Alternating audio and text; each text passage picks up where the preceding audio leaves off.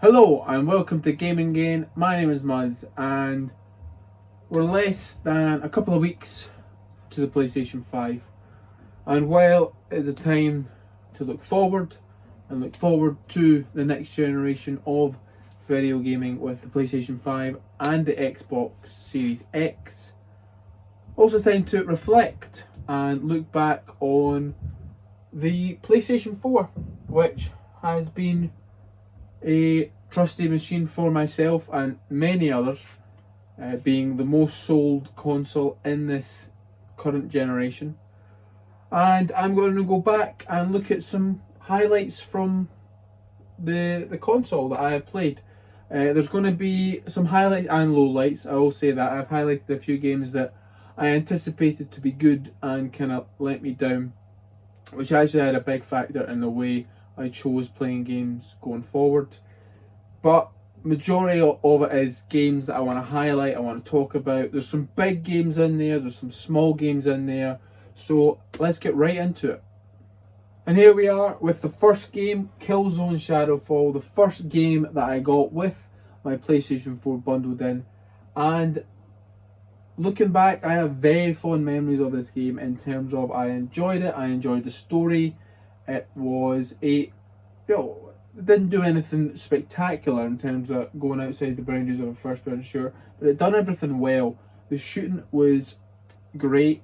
The little mechanics with the robot that you could throw a zip line was very, very cool. It made the levels a bit more open, and it's still a beautiful game. Like, looking back at it, this is obviously not my footage, this is IGN's footage, but it looks very, very good, and I can say nothing but good things. I wish they would bring back the Killzone franchise onto the console. I think PlayStation has been crying out for a first-person shooter like this with good multiplayer, because the multiplayer was always very good. The main mode, where it was like different objectives scattered around the map, was very, very fun. So Killzone Shadowfall was the first game that of many, to be honest. There's a lot of games on my list, so let's get to it. And now we come to the first game that was on the PlayStation Plus for the PS4, and that was Resogun. I believe it was bundled in with Contrast as well, like a game with shadows and stuff. I never finished that one, but this one, very, very fun. Arcade shooter, object is to get the high score. You don't really see many of these games nowadays, but this one is just on point. The graphics are very, very good. The gameplay is unbelievably fun. The concentration you need for this game when it gets to the higher levels, the difficulty, it just all bundles into, in my opinion, one of the best games in the PlayStation 4.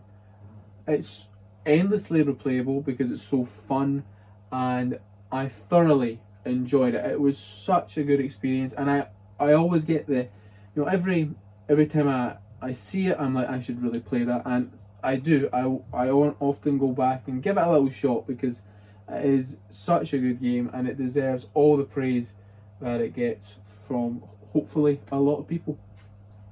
And now we come to one of the first big real exclusive, apart from Killzone, that came out, and it was Infamous Second Son. Infamous on the PlayStation 3. Some of my favourite games on the PlayStation 3. And taking it to the PlayStation 4, Sucker Punch done a very good job. It is fun to be the superheroes in this. I can't remember the guy's name. I know the guy from the first guy was named Cole. Was it?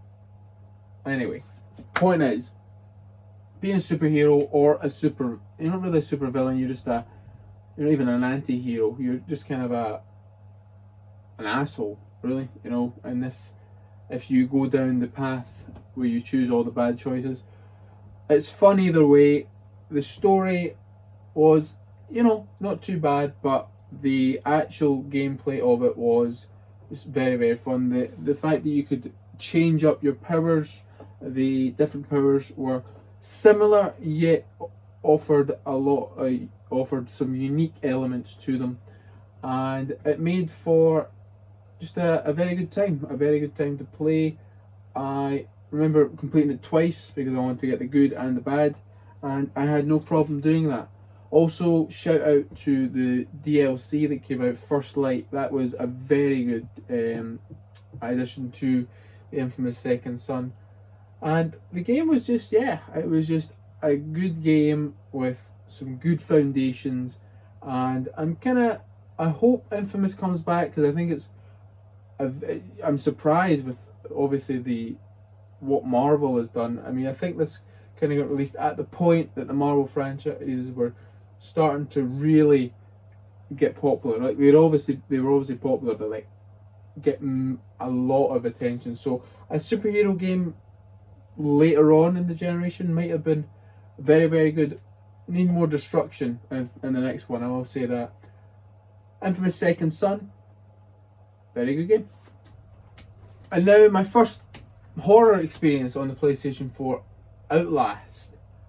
And this, before Outlast, I had kind of a hate relationship with horror games. I wasn't really good with them, and I had seen some people play this, the first kind of hour, and I was like, I really want to know what happens.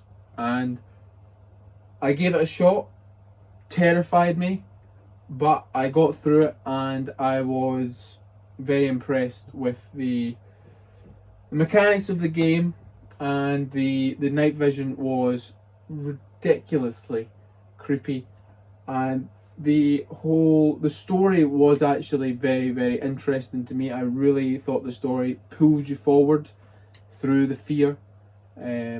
Otherwise I would have been pretty okay with not going back to it, because I was pretty scared at the time. And it's just a good horror experience. It knows what to do. The fact that you're in an asylum, boom, check that off the horror list. You've got some patients running around. The villains are not quite terrifying, very terrifying actually, especially the like doctor with the knives who cuts off your fingers. And it just provided a horror experience that was terrifying to play, but very fun at the same time, if that makes sense. Like, it was exhilarating to go through this game. You never knew what was round the next corridor. I forgot the big security guy as well. He was actually the most terrifying. And it just provided a very interesting story. The notes, the batteries, the camera, it provided some very, very good scares and a fantastic horror experience. Look at the night vision. Look how terrifying that is when you see like eyes in the distance, someone coming towards you. Oh, it is horrendous, but very good game. If you've not played it, obviously Halloween has just passed us, but go and give it a shot next Halloween. And now we come to some of the lowlights, I'm afraid.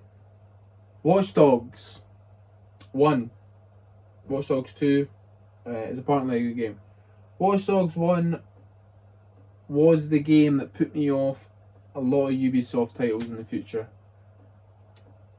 The whole idea sounded very good. Hacking, you were some sort of hacker, you can manipulate things for your benefit.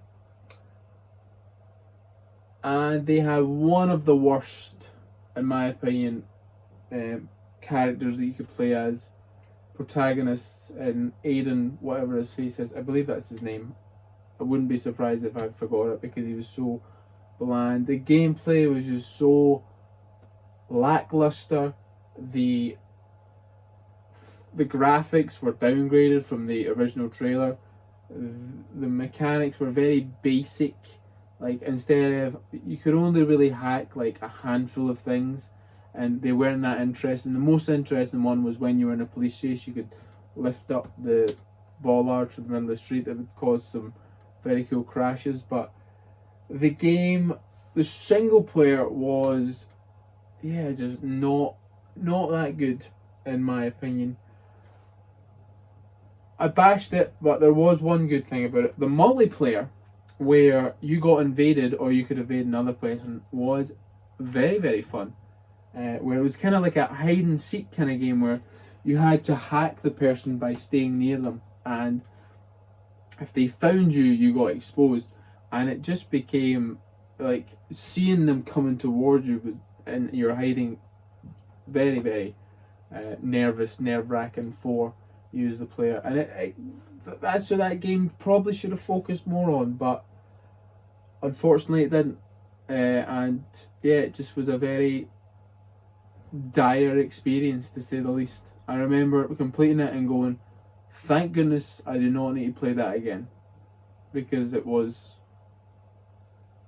so boring, so copy and paste from all the other Ubisoft games. At least Assassin's Creed, you know, you get a history there, you're exploring a new place, or a new place, I say a new place, a place in the past that's been done very well through the game designers. But yeah, just not for me, I'm afraid, Watch Dogs. But maybe the second one, I mean, I've got the second one here, and Legion just came out. I've not actually seen what the reviews are for that yet, so I'll need to give that a look. But Watch Dogs 1, nope. And now we come to another low light, Destiny. Now, I had such high hopes for this game. Bungie were developing. Halo is one of my favourite first-person shooters, one of my favourite gaming franchises I have ever played. And I was super excited to play a Bungie shooter on the PlayStation 4. And don't get me wrong, the shooting, fantastic. The weapons, very interesting. However, this was the start of the live service phenomenon, I guess, in games, which unfortunately when you look back, it's not a good thing that this game came out. Maybe, in my opinion, let me get to that, there's been too many games that have been created into these sort of live service where it's not necessarily about your first experience playing it, it's about investing your time in it and experiencing the game over months, potentially years, as we've seen with some players who've played Destiny. And it just wasn't for me, to be honest. I need to charge my controller, so I'm going to get my other controller ready. Yeah, it was just, I remember, again, playing it, the story, I bought it pretty early on, I think maybe day one, I pre-ordered it, got it day one, and the story, I just didn't get what was going on. There was a lot of missions that were very multi-person based. When I was doing it myself, maybe I just read into it wrong. I thought this was going to be a player like a Halo, where you've got the single player campaign and then you've got the multiplayer, which is more like a deathmatch type thing. But it had this world that you could explore together, which in hindsight sounded cool, but turned out to be very poor in my opinion. The enemies I felt like were Halo rejects, like just the spider tank, however many times I shot that or killed that, and then you had to repeat the missions. Destiny was just not for me. I will say that. I got very bored of Destiny very quick. However, it's turned out to be a very popular game, but I do think of this as being like the start of the live service trend in gaming, which in my opinion was not a good thing, as I've played a few of them and I have not enjoyed them.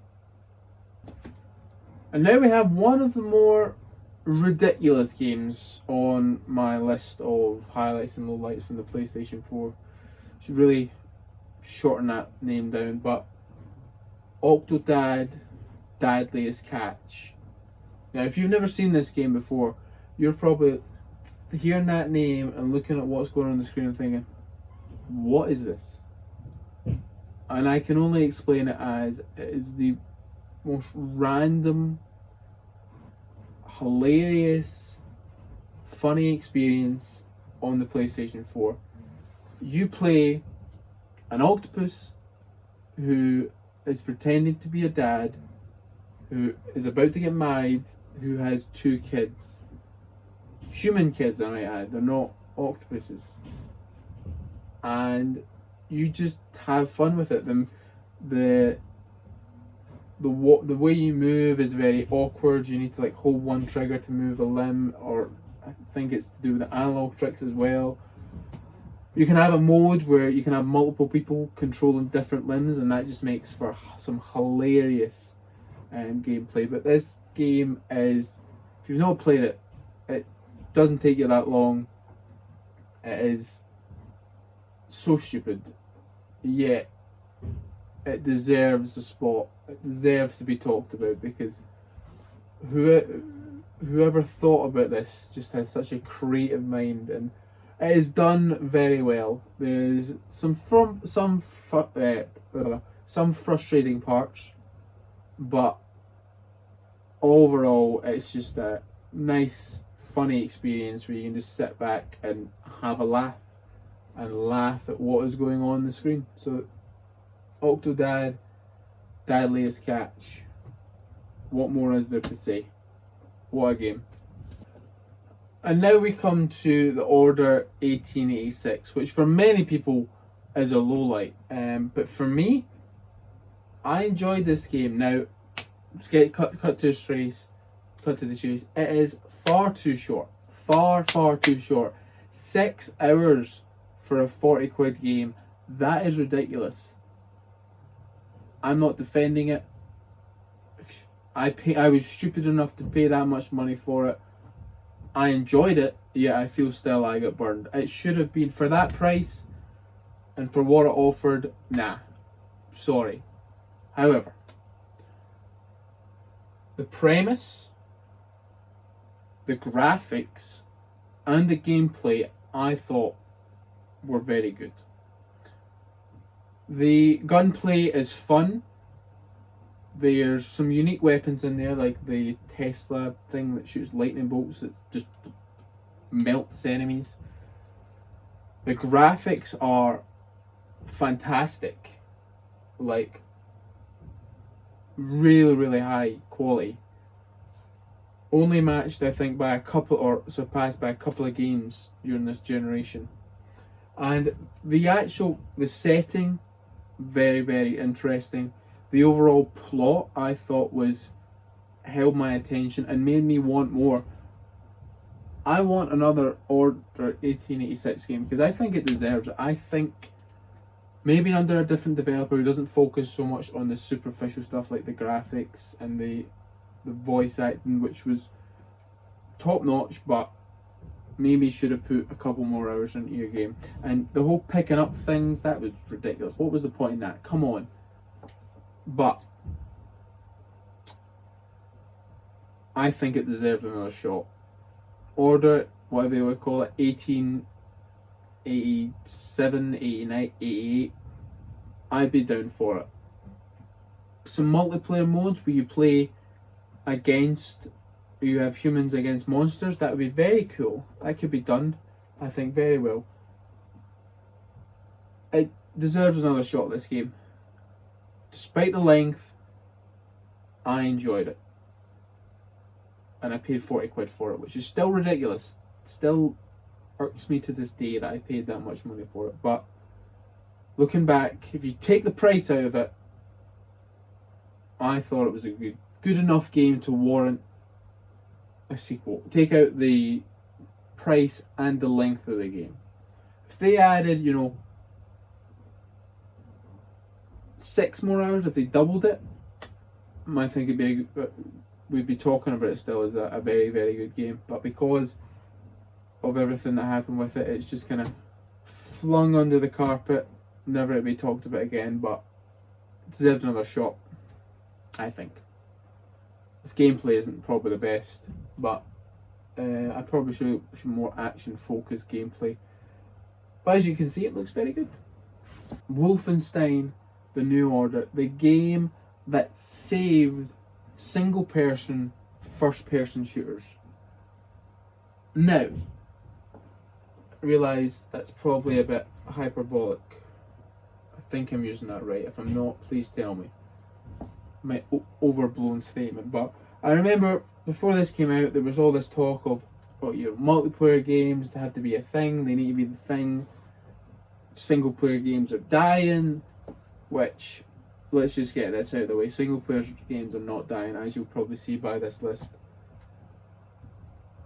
And this game came out highly rated, brought on some other games that we're going to talk about in this, and one of my favourite first person shooters I've ever played.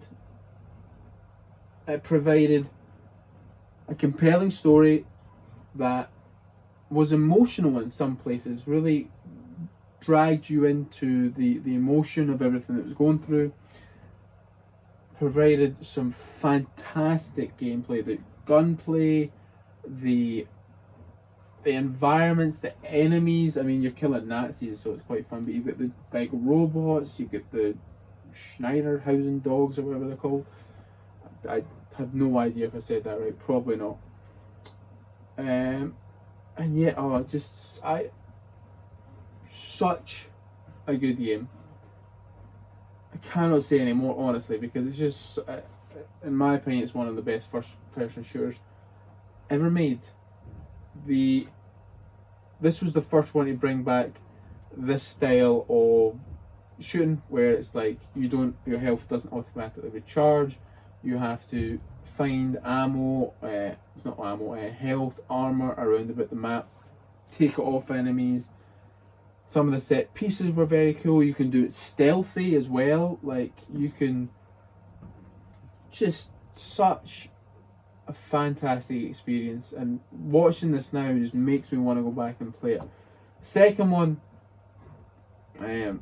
less desirable in my opinion, but the first one, they just hit something, and I don't know what it was about the second one, but the first one just got everything right, whereas the second one, I think, lacked in some areas.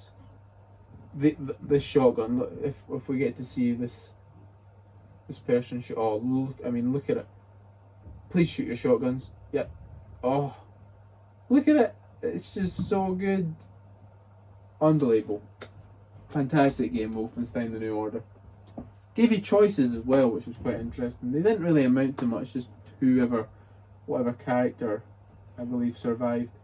But fantastic game.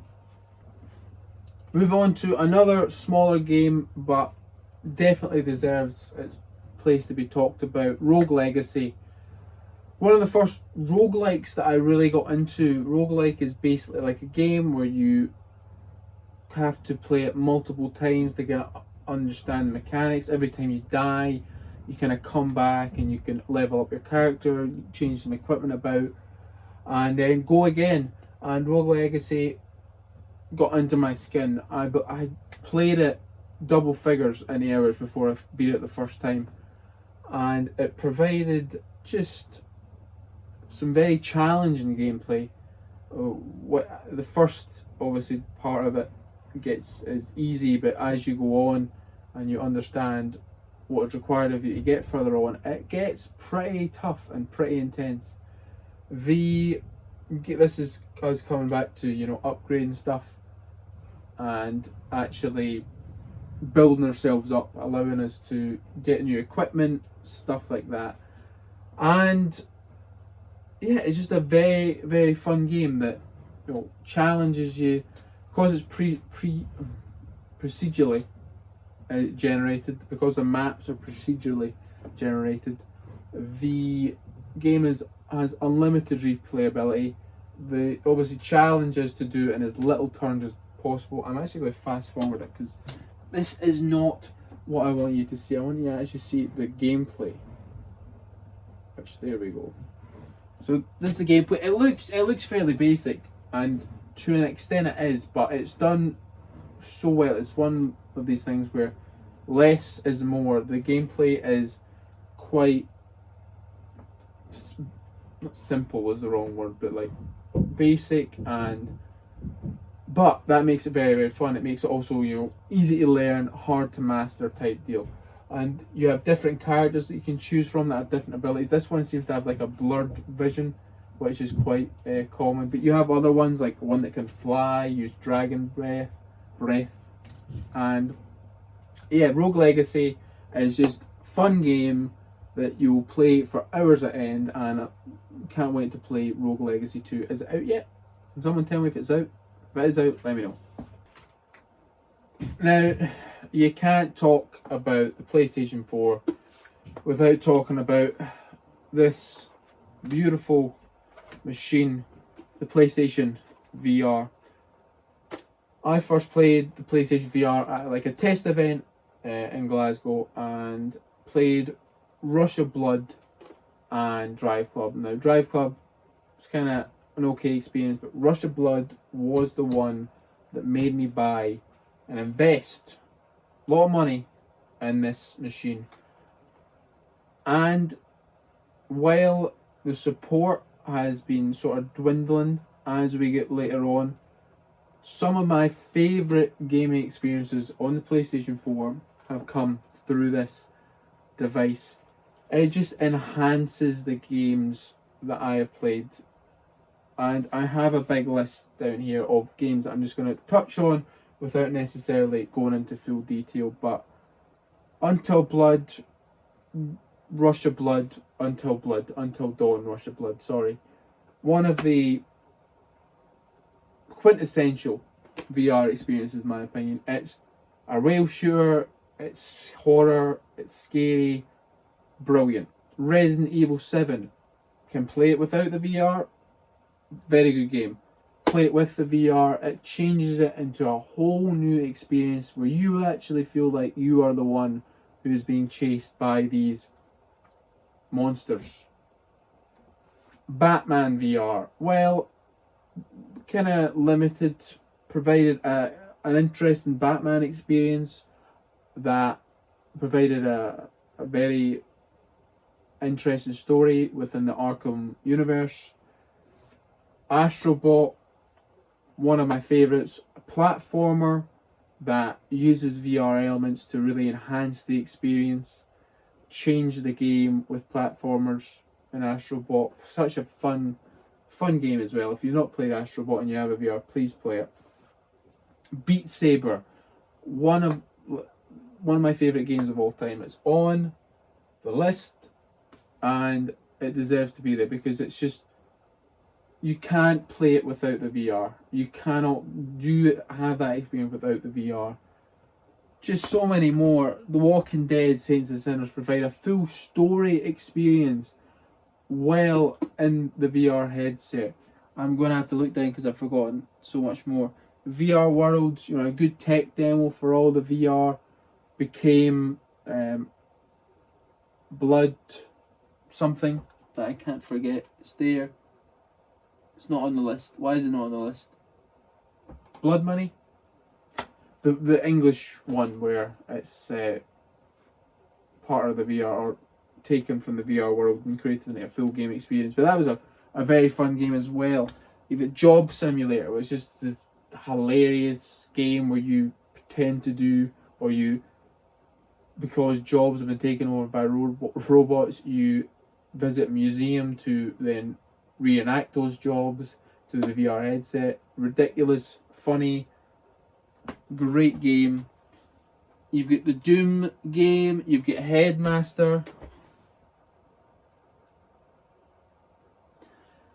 Fruit Ninja. There's just so many experiences on this that are fantastic, are excellent, are amazing, are breathtaking because of what this VR headset does. And I hope that Sony continues with the VR because I think it is a game changer, not just in terms of video games but also in terms of entertainment. I think it can really change the way we experience things, the way we experience movies, games, concerts, sporting events, and one of the best pieces of technology that I think has come out that I bought. I don't buy that much technology, mind you, so.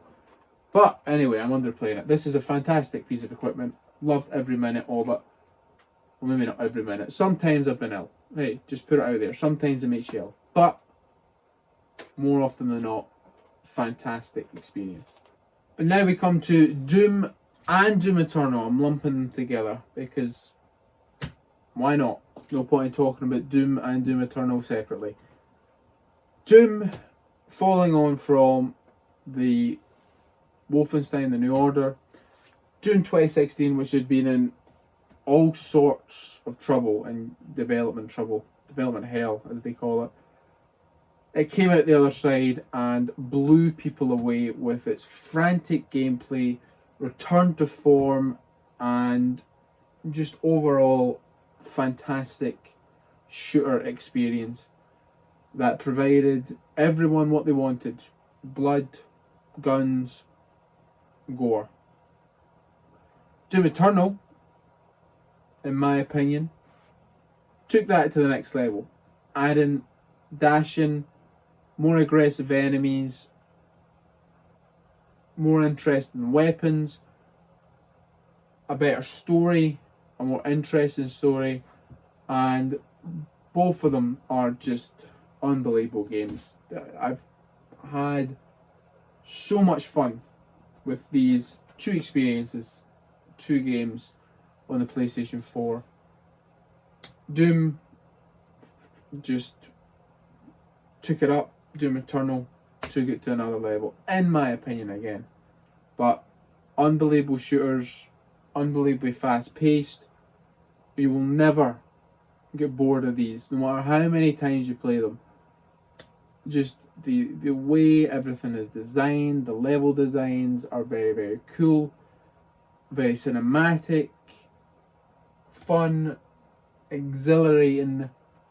It's Doom. It's return to form, and it deserves so much praise for going back to its roots and actually providing a first-person single-player shooter. Single player. They work. They're successful. Leave them be, alright? Doom. Fantastic. Middle-earth, Shadow of Mordor. Good game. Deserves to be talked about because it has one of the most interesting mechanics that I played on the PlayStation 4. The Nemesis system, where tiny little orcs that got a lucky shot in or took you out when you were cocky can become these fantastic generals who take control of armies and become a real force, which I've never seen in any other game.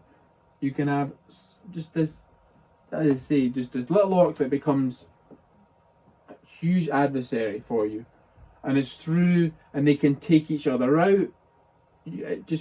It's fantastic. It's such a cool system that I'm surprised more people haven't put in their games because it is so unique and so creative. It makes you care about who you're fighting.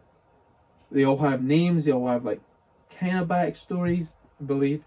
They all have different traits that they can. Some are scared of the animals in the game, you can use that to your advantage. Some will go hunting and you can use that to your advantage. Some are harder to kill because of the way you play. They learn from the way you play, and they become ridiculously hard to kill. The Nemesis system honestly deserves its own shout out, but Middle-earth Shadow of Mordor is a good game. The combat's fun, the setting is cool because you're in the Lord of the Rings universe, but what takes it, in my opinion, to like 7, 8, maybe not 8, maybe not 9, but like high 8s in terms of rating out of 10, is the Nemesis system. It just creates this more living, breathing world where you feel like your enemies are working against you, and you can like influence them to do your bidding, take out other orcs. Such a cool mechanic, such a cool system. Wish it would be in more games. Need to try Shadow of War to see if it improved. Before, Bethesda screwed it all up with Fallout 76. Fallout 4 came out and done very well, in my opinion. It didn't blow me away the way Fallout 3 did, or provide a better take on the Fallout universe than Fallout New Vegas, but provided a good game that I enjoyed very much to play. Bethesda, if you're watching this, I know you are, update your game engine, please. Fallout 76 disaster. This game's still janky as hell because of the game engine that you use. However, negative thoughts aside, it's a Fallout game. It done exactly what it needed to do, I think. It didn't overperform. It was exactly what I was expecting, which turned out to be a very, very good game. Interesting story, good companions, good side stories, and yeah, just a very, very good Fallout game. Not very, very good Fallout. Very, very good or New Vegas and Fallout 3. This was just a good Fallout game. And where would we be if we didn't talk about Fortnite? What can you say about Fortnite? It has gone on to become one of the biggest things in pop culture today. Whether you like it or not, the game has so much fanfare, so much, I don't want to say influence, but so much pull from society. No. Where would we be if we didn't talk about Fortnite on the PlayStation 4? Whether you like it or not, it's one of the biggest games to ever exist. The numbers that this game has seen, no other game will ever match it. Maybe Tetris or Minecraft, but that's talking about some of the best games that can draw in a crowd. Fortnite is just, it's a beast, it's a juggernaut. Pop culture wise, it's one of the biggest things ever to come out. And it deserves credit. It deserves credit. This is my video, by the way. Game in pain. Very painful, this one, I will say that. And yeah, you've got to respect it. Whether you like the game or not, you have to respect what it's done. I played it for a long time. I really enjoyed my time with it. It took what was becoming a popular genre, Battle Royale, and just exploded it. Like, it was already popular when Fortnite got involved, but Fortnite took it to levels that we have not seen since Minecraft, Tetris. You know, these are some of the biggest games that have ever graced the planet, and Fortnite is up there with them. Why is it all on my face? Come on, show us more gameplay. I think I need to do my wall sit here. But yeah, you've got to just respect Fortnite. I've fallen away from the game. The only times I really go back into it is when I'm doing these sorts of videos. And you've just got to give it credit, man. You can't not. It is a game that is fun, certainly. It's can have some very intense combat encounters. The way that this is a live service done right. If you watched this far, you've seen me talk about Destiny. This is a live service done right. They got the gameplay spot on, and then they added to it. They kept adding to it, reinventing the map, adding new weapons. That's a live service I can get behind. Also, it was free. Huge. They've made so much money from a free game. It's crazy. But Fortnite, man, you just gotta respect it. No matter if you like it or dislike it, it has to be respected as one of the biggest games. Probably the biggest game in the PlayStation 4, if we're being honest. Which is mental. I'm just gonna come right out and say it. God of War, my first God of War game. And it's one of the best games I've ever played. I had always known about God of War. I've been interested in it for a long time. I played the start of God of War 3 at a friend's house. That's about it. I was so into what they were doing with God of War, PlayStation 4, that I just had to experience it myself. And as someone who had never played a God of War game before, it blew me away. Obviously, they reinvented a lot of it. This isn't your traditional God of War game. It is now, but PlayStation 3 version were very different games to what this was. And if I never played, this is one of the best games I've ever played. It's the story is amazingly told. The combat is brutal, hard hitting. The setting is one of the most unique and interesting settings I've experienced in a video game. The graphics, the sound design, all of that just leads to one of the most amazing experiences on the PlayStation 4 and in video games. It will be on the video game index at some point. I've kind of taken a break because I want to make them more of an event rather than just another thing that gets added to a list. But the relationship between Kratos and Atreus is amazing. The arc that both of them go through is so cool to watch, so cool to experience. The enemies, while they are there isn't a huge variety of them, they do challenge you, they do offer up different variants of the enemies, and the combat, I've said, is just, you can feel every accent, every punch. Unbelievable game, God of War. Unbelievable. Amazing. Fantastic. Excellent. Phenomenal. I could go on, but my thesaurus in my head isn't working at the minute. Rockstar's last game on the PlayStation 4 was Red Dead 2, and one of the most immersive games you'll ever play. The attention to detail in this game is incredible. The storyline is very, very good, very emotional, very well acted, very well directed. The cast of characters that you have are all interesting to listen to. You want to get to know them better. The world itself is incredible. The towns that you go to have people who go to their jobs, have lives essentially, and the graphics are some of the best on the PlayStation 4.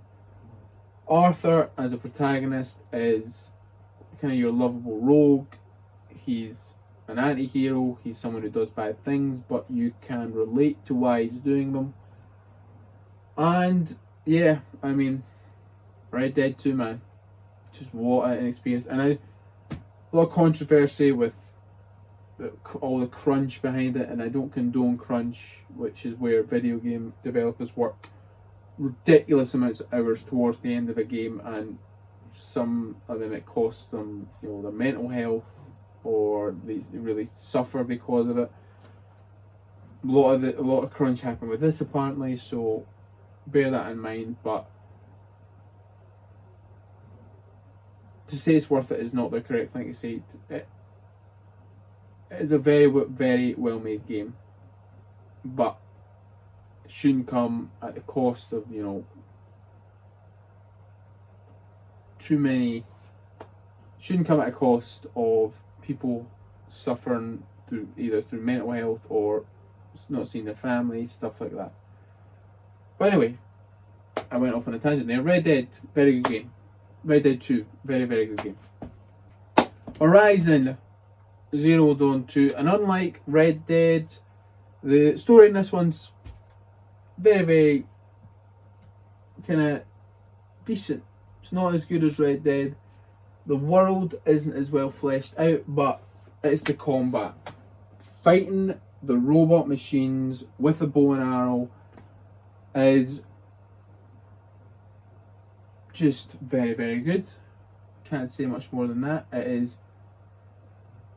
a creative game in the sense that you are in the future, but yet you're using kind of technology we would see as primitive, but the enemies you're facing are these beasts, robot beasts, that are very, very deadly, and you need to be on your game to deal with them. And that is like the game, and the game is very, very tough when it comes to these combat encounters. Some of them can really take you all of your equipment, all of your planning to actually manage to overcome some of these tougher combat encounters, certainly. Aloy is a good character. She is, relatable. She is very well voice acted, and you do want to see her through to the end of her journey. And the actual story has some interesting parts when you go into, like, try to get this right, what they would refer to as the ancient civilization, where it's like the modern stuff. When you go into that and you see the holograms and stuff, it's very interesting. Everything outside of that is good, but not to the levels of when you go in there. But the combat in this game is why you need to play it. The combat makes it. The combat is just fantastic. You have to learn about the beast's different weaknesses to properly deal with them. Like, they're a flying enemy, you want to repel them to the ground or get them tied to the ground, which one of your weapons can do. Fantastic. Fantastic combat, added on to a good story and a good world. The world isn't as good as Red Dead, obviously, but good world with fantastic combat makes it a very, very great game. Then we come to Rocket League, another game that was free. Well, if you get PlayStation Plus, it was free. And it consumed a lot of my life for a period of time. Like Fortnite, it is a live service, but a live service done in the right way. It is cars playing football, but you can fly and drive up the walls. It is just, I keep saying fun, but there's no other way to describe it. It's just, what's another word for fun? What guys should have saved that, in my opinion.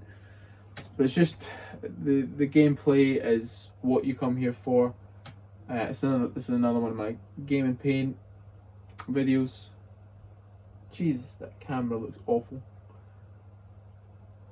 But yeah, the gameplay is why you play it. It is just such fun. The matches themselves are like football, they're unpredictable. They can go either way at the moment's notice. What a goal that was, by the way. That was me scoring the goal. God, why am I doing this? I'm thinking I'm going delirious. I've been talking for a long time and I'm just trying to entertain myself. Not that it's not fun, but it's just I'm trying to use a lot of my brain power to come up with different words. It's not always working. You've probably noticed that I say some words a lot. That was a good boom. Again, I'm supposed to talk about Rocket League. Rocket League, fun game. Cool that you can customize your car. It's best played with friends, which thankfully I did. That was a great clearance from me. But the game is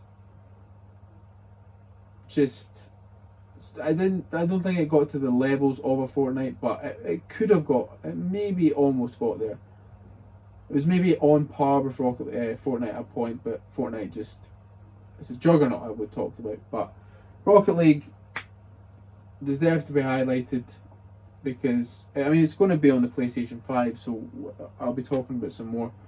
But yeah, Fortnite, Rocket League, fantastic games. If I had to choose one, I'd choose Rocket League over Fortnite because I'm better at Rocket League than I am Fortnite. But that's not saying much because I'm not very good at Rocket League. When it's like in the gold rankings, I'm not bad. But when we got to platinum and people can like fly and all that, nah, forget about it. What have I been talking about? Rocket League, good game. Play it if you haven't. Oh, I'm probably the last low light on the list. I say low light. I played it for so long. Death Stranding. What an experience, to say the least. What an experience this game was. I played this game for like 60 hours, and I don't know why. It is one of the most unique games I have ever played, in a sense that the gameplay is boring, yet it engages you in a strange way.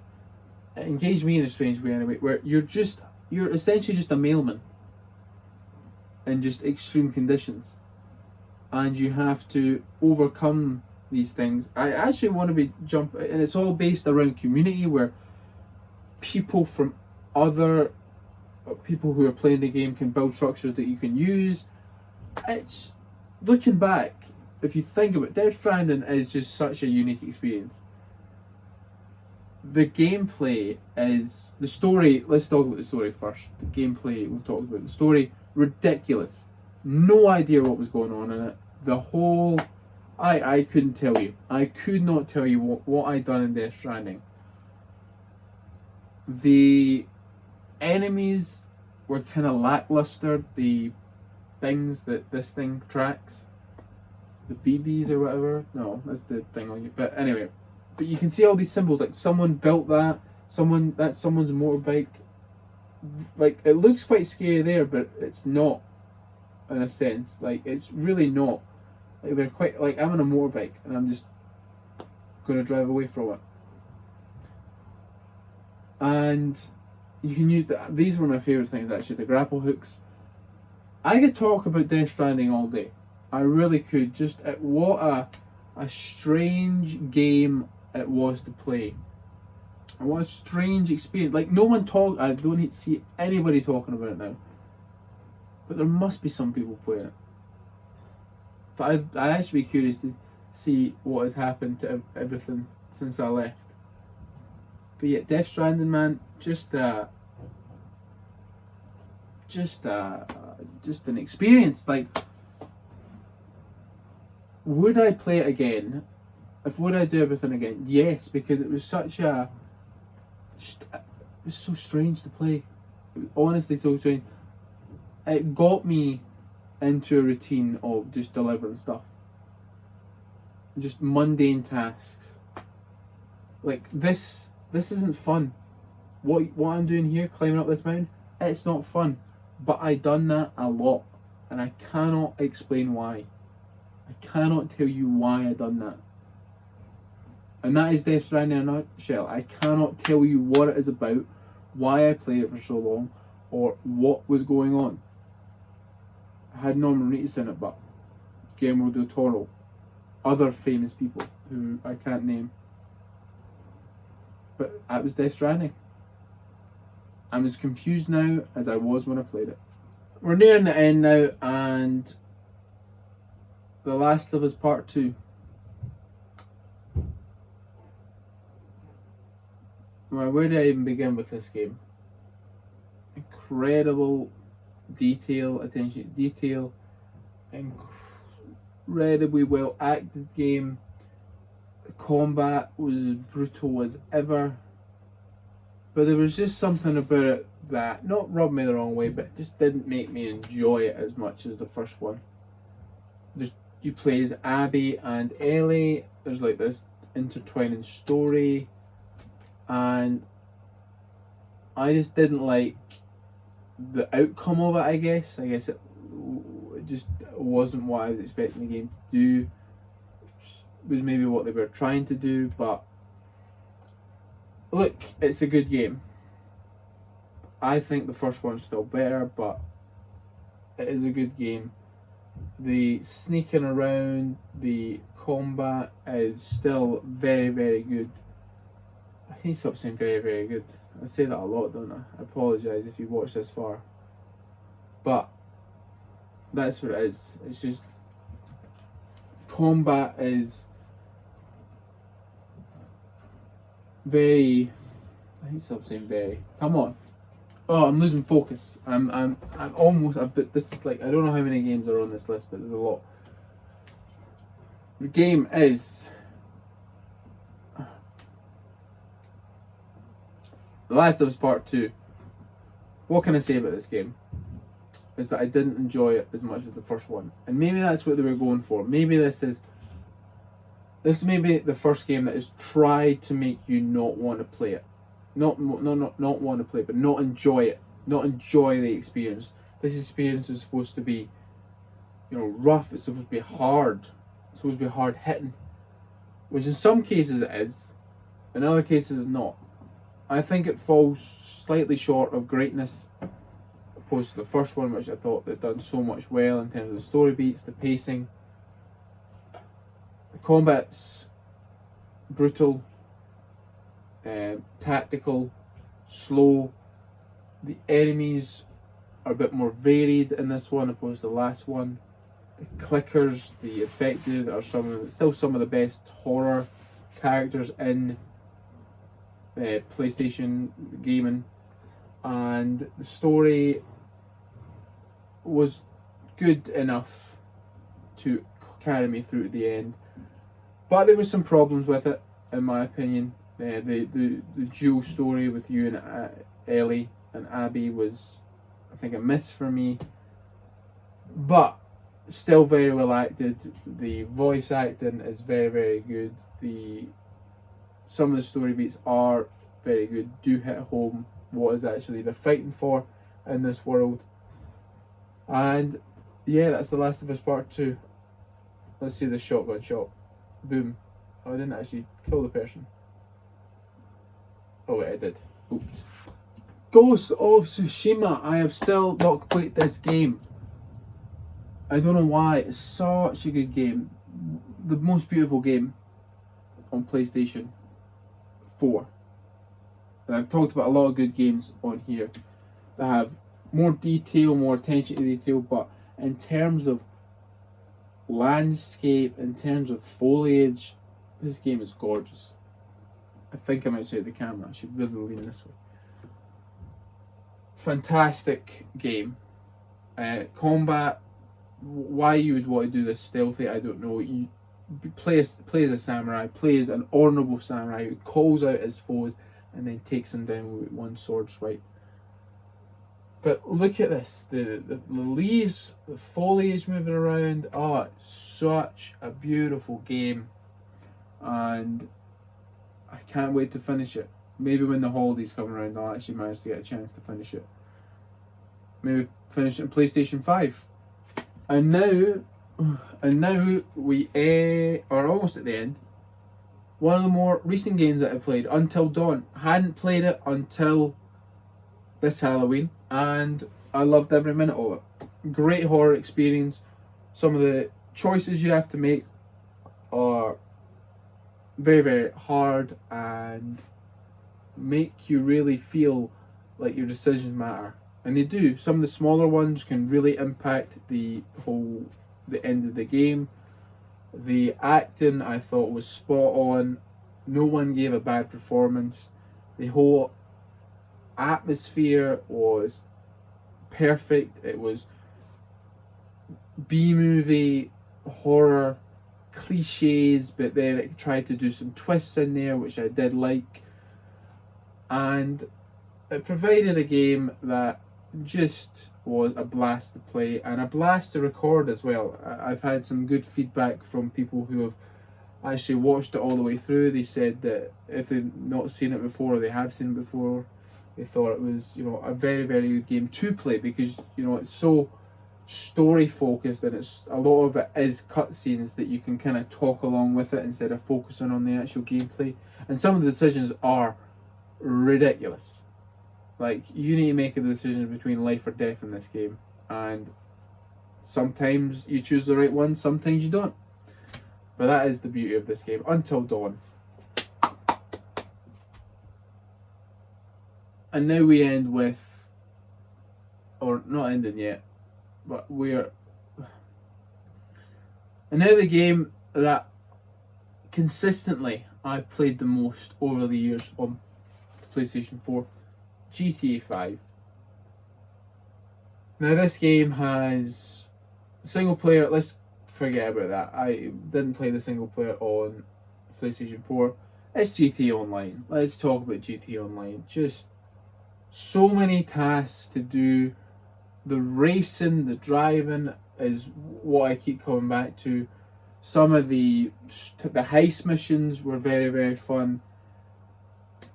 probably the game I've played the most on the PlayStation 4, and for all the right reasons. I mean, they have made it more, not pay to win, but like,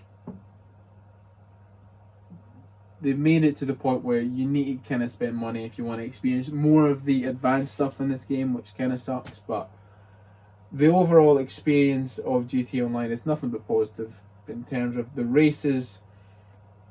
Better than any driving game I've ever played. The whole customizing the map has really added some very new elements to the game that it's just fun to play with your friends as well. Some of the modes, like the overtime rumble or the sumo remix, just create some fun times online with your friends, and it's the game that I played the most. GTA Online is what we're going with, and boy does it deserve a shot if you've not played it, which it's one of the biggest, the biggest media product that's ever been produced. Let's put it that way. Also another gaming pain video. Go check it out if you've not. And then we're going to end with what probably was my favourite. Find out. And we finished with Bloodborne. One of the biggest exclusives. And one of the best games in the PlayStation 4. I love the Soul series, Dark Souls series, Demon Souls. But Bloodborne took it to a new level in terms of its aesthetic, its gameplay. It's a lot quicker. You need to be a lot more aggressive. The transformative weapons add some more depth to the combat. The enemies are very varied and just grotesque in some instances.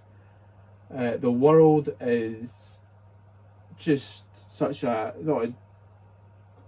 joy to go through, in a sense that you never know what's around the next corner. It's a hard game. It requires your attention. It doesn't take you for granted. It makes you work for every little bit of progress you make in this game. And it's just a fantastic game. And that is the end. I don't know how many games I mentioned, but it's been a lot. The PlayStation 4 has done me well these past however many years. And I look forward to the new generation. I look forward to experiencing some of the new games that are coming out on the PlayStation 5. But the PlayStation 4, PlayStation VR have provided, this has been the first gaming generation where I've really been able to invest myself in a lot of the games and the console. Like these were the first things that I bought with my own money. I saved up for a PlayStation 4, I saved up to play PSVR, so it's a very special generation in my mind. Probably the most, it's the where I became, an independent human and actually had to fend for myself in the real world. Making this awful dramatic, I'm just talking about a video game console, come on. It's been such a pleasure to play in the PlayStation 4. Some of the exclusives are some of the best games I've ever played. Some of the experiences are some of the best experiences I've ever had playing video games. And I'm just looking forward to the future. So if you liked this video, I know it's probably going to end up being long, but give it a like, subscribe, and do all that good stuff. And any thoughts, comments, general hostile remarks, leave them below. And comment what your favourite game was. What was your favourite experience in the PlayStation 4? Let's talk about it. Let's have a discussion down in the comments. So with that, see you all later.